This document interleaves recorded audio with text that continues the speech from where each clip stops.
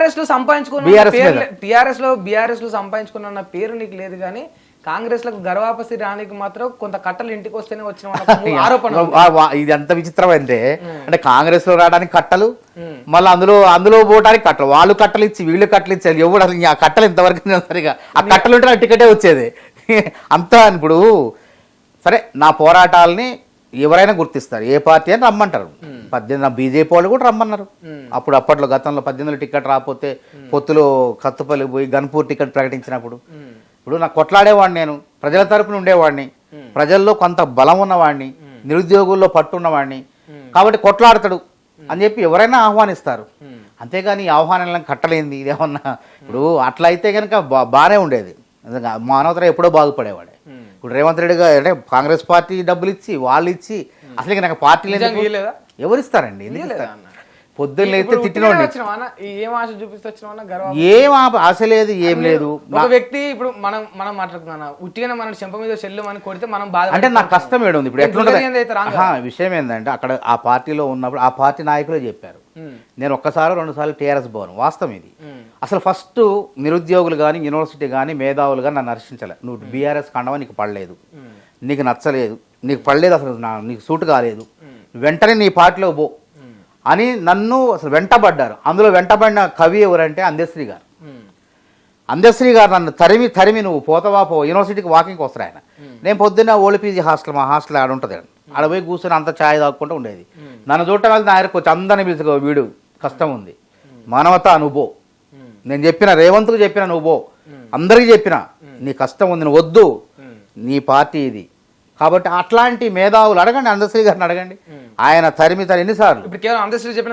అందశ్రీ అనే కాదు, నిరుద్యోగులు, యూనివర్సిటీ ఉద్యోగులు, ప్రొఫెసర్లు, మేధావులు, నువ్వు కొట్లాడింది వాళ్ళ మీద, నువ్వెందుకు అందులో ఎందుకు, నీ కష్టం ఉంది, నీ శ్రమ ఉంది, నీ త్యాగం ఉంది, పో, నీకు ఏదో ఒకటి అవకాశం వస్తుంది భవిష్యత్తులో, ఇప్పుడు కాకపోయినా ఎప్పటికైనా వస్తుంది అని అందరూ చెప్పంగా ఆలోచించి నిర్ణయం తీసుకో. అదేవిధంగా బీఆర్ఎస్ ఆఫీసులో కూడా వాళ్ళు ఎవరో తెలియదు నాకు, ఒక్కసారి 2 సార్లు పోయినా ఆఫీసులో పనిచేసేవాళ్ళు నన్ను గుర్తుపెట్టి తర్వాత కరీంనగర్కి వెళ్ళి వచ్చిన వాళ్ళు, అన్న ఇక అయిపోయింది, నువ్వు అలిగిను, మాకు అర్థమైపోయింది, నువ్వు వెళ్ళిపో, వద్దు, మేము బీఆర్ఎస్ వాళ్ళే, నువ్వు వద్దు.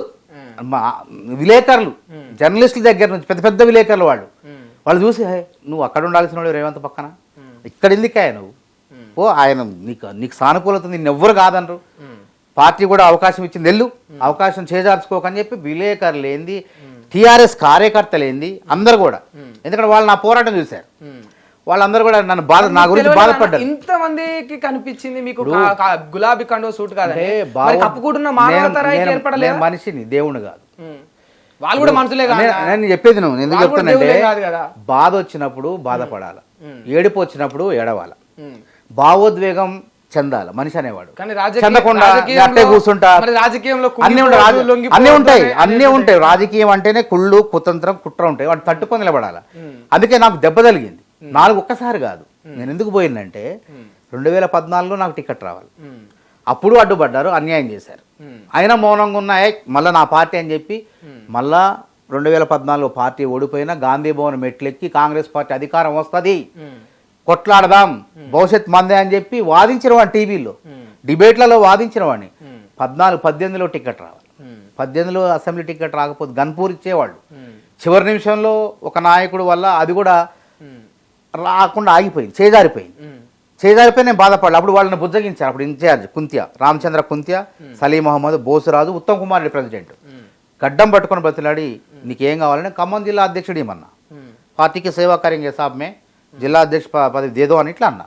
అనగానే వాళ్ళు ఆలోచన చేసి ప్రయత్నం చేస్తే అక్కడ చిన్నపిల్లగా వయసు తక్కువ ఉన్నది, బాగోదని చెప్పి జిల్లా వాళ్ళు అన్నారు, జిల్లా నాయకత్వం అంది, సార్ నీకు జనరల్ సెక్రటరీ ఇస్తాం, తీసుకోవాలి, సంతోషపడ్డా. కానీ ఈసారి అట్లా జరగలేదు నాకు. అట్లా ఒక్కసారి కాదు కదా, 14, 18 ఎమ్మెల్సీ, గ్రాడ్యుయేట్ ఎమ్మెల్సీ పోయినసారి నేను గ్రాడ్యుయేట్ ఎమ్మెల్సీ అప్పుడు నాకు రావాలి. వాస్తవం గట్టిగా ప్రయత్నం చేసిన నాకు రానిలే, కొంతమంది అడ్డుపడ్డారు, అడ్డుపడ్డారు, అయినా బాధపడలేను. అప్పుడు నా ఇన్ఛార్జి మణికం ఠాకూర్, కర్ణాటక ఎంపీ, మన తమిళనాడు, మణికం ఠాకూర్ అంతకుముందు ఆయనే నాకు స్వయాన ఫోన్ చేసి, రేవంత్ రెడ్డి గారు పాదయాత్ర నాకు టికెట్ రావట్లేదని అచ్చంపేట హైదరాబాద్ పాదయాత్రలో ఉన్నా, పొద్దున్నే వాట్సాప్ కాల్ చేసిండు, మనోతరాయ్ don't worry, next time I'm here, అని చెప్పి నీకు ఇస్తా నీకు ఆపర్చునిటీ అని చెప్పి ఆయన స్పష్టంగా నాకు ఆయన వాట్సాప్ కాల్ చేసి చెప్పిండు. సంతోషపడ్డా, అరే నన్ను గుర్తించారు. ట్రై చేసినావా ఎమ్మెల్సీ టికెట్? నేను అప్పటికి పార్టీలో చేరలేదు, అప్పటికి అనౌన్స్ అయింది. నేను అప్పటికి గర్వ ఆఫీసులో రాలేదు. అసలు నీకు రావాల్సిందే. సరే వస్తే బాగుండేదే, ఎందుకంటే ఉమ్మడి ఖమ్మం వరంగల్ అందరు గుర్తుపడతారు, నిరుద్యోగులంతా తెలంగాణ మొత్తం. సరే నాకు రాకపోయినా అంటే నాకు రాకపోయినా మల్లన్న గెలుపులో క్రియాశీలక పాత్ర పోషించి సంతోషంగా ఉన్నావా? ఎందుకంటే ఎందుకు సంతోషంగా లేను, ఇప్పుడు మనకి అవకాశం రాలేదు అప్పటికి, నేను పార్టీలో లేను. నీ కుర్చీలు ఇంకోళ్ళు కూర్చోరన్న బాధ అట్లేం లేదు. ఇప్పుడు టైం వచ్చినప్పుడు రోషయ్య గారు ఒక ఉదాహరణ నేను చెప్తా. జీవితాంతం ఎమ్మెల్సీగా ఉన్నాడు, ఉండి మంత్రిగా ఉన్నాడు, ఏ ముఖ్యమంత్రి ఆర్థిక మంత్రిగా ఉన్నాడు. ఆయన ముఖ్యమంత్రి అయితేనే ఆయన కూడా కలగనలే, అవకాశం వచ్చింది అటక్కన ముఖ్యమంత్రి అయ్యాడు. కిరణ్ కుమార్ రెడ్డి మంత్రే కాలేదు, కాంగ్రెస్ పార్టీ సాధ్యం ఇవన్నీ, మంత్రే కాలేదు, చివరికి వచ్చి ముఖ్యమంత్రి అయ్యాడు. పొన్నం ప్రభాకర్ గారు కూడా పాపం ఎమ్మెల్యే టికెట్కు ఆశించేటప్పుడు ఎంఎస్ సత్యనారాయణ గారు రాజకీయ కురువృద్ధుడు, రాజకీయాలు నేనే పోటీ చేస్తాడు. పొన్నం గారు కూడా అప్పుడు స్వతంత్ర అభ్యర్థిగా పోటీ సస్పెండ్ అయ్యారు, తర్వాత మళ్ళీ ఎంపీ అయ్యారు, తర్వాత ఇప్పుడు మంత్రి అయ్యారు. ఇప్పుడు మానవతరాయ్ కూడా పార్టీలో ఉండి తెలివి అంటే పొట్లాడే నైజం, పార్టీ పట్ల అంకిత భావం ఉంటే అవకాశాలు సోనియా గాంధీ, రాహుల్ గాంధీ గారు వాళ్ళే ఇస్తారు, అవకాశం ఇస్తారు. ఇప్పుడు అందుకే కదా గర్వాపసి పెట్టింది మాలాంటి వాళ్ళను. మళ్ళీ అన్యాయం జరిగింది వీళ్ళకి ఏదో రకంగా ఎప్పుడోకప్పుడు చేయాలని చెప్పి ఆలోచనతోనే కదా. కాబట్టి ఈ విధంగా వరుసగా నాకు 4 సార్లు ఎంపీ టికెట్, వరంగల్ ఎంపీ కూడా. అప్పుడు కూడా ఏముంది, మానవతరాయ్ మందకృష్ణ పోయినండు మా 18లో 19లో వచ్చేదే వరంగల్. ఎందుకంటే నాకు ఆడ ఉంది అత్తగారిది అక్కడే, అన్ని 2 సామాజిక వర్గాలు నాకు, మాలా మాదిగా 2 ఈక్వేషన్స్ ఉన్నాయి నాకు, భార్య మాదిగా మాల సామాజిక వర్గం అన్ని రకాలుగా ఉంది. పరిశీలించారు, చివరి మూమెంట్లో అది చేజారిపోయింది. అయినా బాధపడలే, మళ్ళా తేరుకొని ఫీనిక్స్ పక్షిలాగా మళ్ళీ ఎగురుదాం, మళ్ళా విజయం సాధిద్దాం, ఒడ్డు చేరదాం, ఒడ్డు పట్టుకుంటానా ఎవరో ఒకళ్ళు లాగేస్తానో మళ్ళీ నీళ్ళలో పోతాను, మళ్ళీ ఈ విధంగా ప్రయత్నం జరుగుతుంది. మరి ఈసారన్న ఒడ్డుకు చేరాలనే కదా. ఇప్పుడు ఒక బలంగా ఏమనిపిస్తుంది తెలుసా అన్న, మానవతారాయని గర్వాపసి పెట్టి పిలుచుకొని ఒక ఏది చైర్మన్ పదవితోటి జోలపాడదామనే యోచనలో కాంగ్రెస్ పార్టీ అధిష్టానం ఉందని తెలుస్తుంది. సరే ఏమిస్తారో వాళ్ళ ఇష్టం.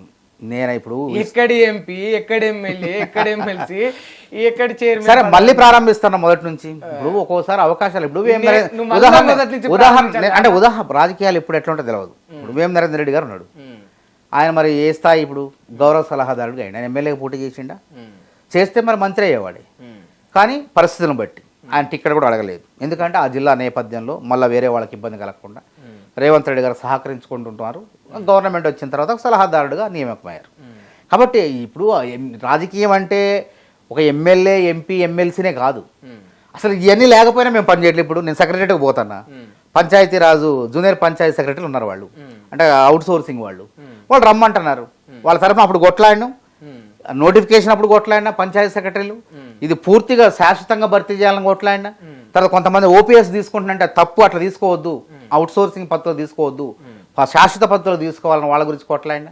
మళ్ళీ ఇప్పుడు కాంగ్రెస్ మేనిఫెస్టోలో హామీ ఇచ్చింది కాబట్టి వాళ్ళు మా దగ్గరకు వచ్చారు, సీతక్ గారి దగ్గర తీసుకెళ్ళి వీళ్ళని పాపం 1000 మంది దాకా ఉన్నారు, వీళ్ళని క్రమబద్ధీకరించండి, ఓపీఎస్ నుంచి అవుట్ సోర్సింగ్ నుంచి వీళ్ళని కాంట్రాక్ట్ చేయండి, లేదంటే వీళ్ళకి జీతభత్యాలు పెంచండి అని చెప్పి మాట్లాడడానికి పోతున్నాం. రాజకీయం అంటే ఎమ్మెల్యే, ఎంపీ కాదు. మాకు ఇది లేకపోతే నిరుద్యోగం చేస్తాను. నాకు రోజు యాడికి పోయినా ఎటు పోయినా కాకతీయ, ఉస్మానియా ఎన్ని యూనివర్సిటీలు ఉన్నా అన్ని యూనివర్సిటీలకు పోతా, సమస్యలు నా దగ్గరకు వస్తుంటారు, అది సంతోషపడతా. అట్లేను ఇప్పుడు నేను పోతాను, నేను చేసిన పోరాటాలు ఎంత సంతోషం అనిపిస్తుంది అంటే, ఒక ఎమ్మెల్యే, ఎంపీ చేయని కూడా చేసిన.